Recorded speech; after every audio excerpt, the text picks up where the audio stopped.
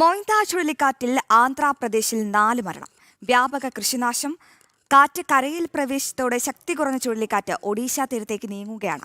വിവരങ്ങളുമായി ശ്രീകാന്ത് ചേരുന്നുണ്ട്. ശ്രീകാന്ത്, രാവിലെ തന്നെ വളരെ ദുഃഖകരമായ ഒരു വാർത്തയാണ്. മൊയ്ന്ത ചുഴലിക്കാറ്റ് കനത്ത നാശം വിതയ്ക്കുന്നു. ആന്ധ്രാപ്രദേശിൽ 4 മരണമാണ് രേഖപ്പെടുത്തിയത്. എന്തൊക്കെ നാശനഷ്ടങ്ങളാണ് അത് കൂടാതെ രേഖപ്പെടുത്തിയത്? നിലവിൽ എന്താണ് ആന്ധ്രാപ്രദേശിലെ അവസ്ഥ? കാലാവസ്ഥാ മുന്നറിയിപ്പ് എങ്ങനെയാണ്?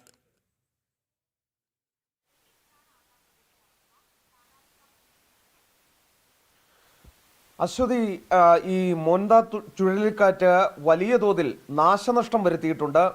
അത് ആന്ധ്രാപ്രദേശിലെ വിവിധ മേഖലകളിലായാണ് ഈ നാശനഷ്ടം സംഭവിച്ചിട്ടുള്ളത്. വ്യാപകമായി കൃഷിനാശം സംഭവിച്ചു എന്നുള്ളതാണ് സംസ്ഥാനത്തു നിന്നും പുറത്തേക്ക് വരുന്ന വിവരം.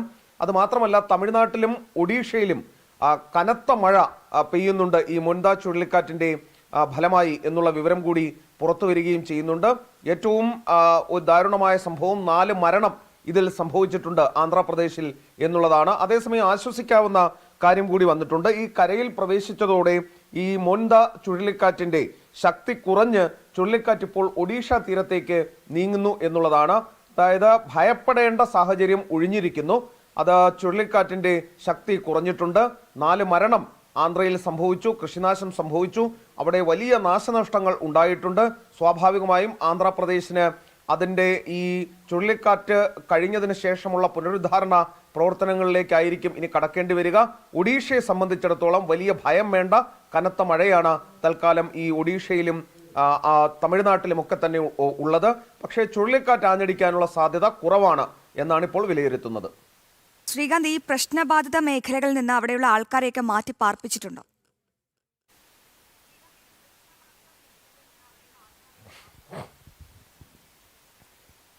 അത് നേരത്തെ തന്നെ നിർദ്ദേശം കേന്ദ്ര കാലാവസ്ഥാ വകുപ്പിന്റെ ഭാഗത്തു നിന്നും ഈ മൊയ്ന്ത ചുഴലിക്കാറ്റ് ഉണ്ടാകുമെന്നും അത് ഏതൊക്കെ മേഖലയിലായിരിക്കും വലിയ നാശനഷ്ടം ഉണ്ടാവുക എന്നുള്ള കാര്യവും വ്യക്തമാക്കിയിരുന്നു. അതിന്റെ അടിസ്ഥാനത്തിൽ വ്യാപകമായി ആളുകളെ മാറ്റിപ്പാർപ്പിച്ചിരുന്നു. ഒപ്പം തന്നെ NDRFന്റെ പ്രത്യേക സംഘത്തെ 22 കമ്പനി NDRFനെ ആന്ധ്രാപ്രദേശിലെ ഈ ദുരിതം ഉണ്ടാകാൻ സാധ്യതയുള്ള മേഖലകളിലൊക്കെ തന്നെ വിന്യസിച്ചു.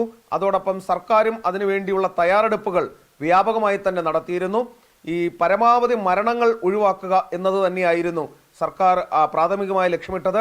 നാശനഷ്ടങ്ങൾ സംഭവിക്കും എന്നുള്ള കാര്യത്തിൽ നേരത്തെ തന്നെ വ്യക്തതയുണ്ടായിരുന്നു. കാരണം അത്ര വേഗതയിലായിരുന്നു, 110 കിലോമീറ്റർ വേഗതയിലാണ് കര തൊടുകയുണ്ടായത് ഈ മൊയ്ന്ത ചുഴലിക്കാറ്റ്.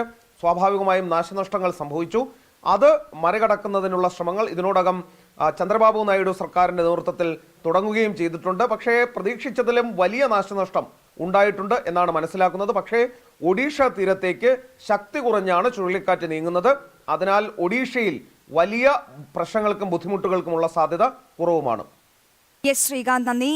ശ്രീകാന്താണ് വിശദ വിവരങ്ങൾ നൽകിയത്. ആന്ധ്രാപ്രദേശിൽ മൊയ്ന്ത ചുഴലിക്കാറ്റ് കനത്ത നാശനഷ്ടമാണ് കഴിഞ്ഞ ദിവസം വിതച്ചത്.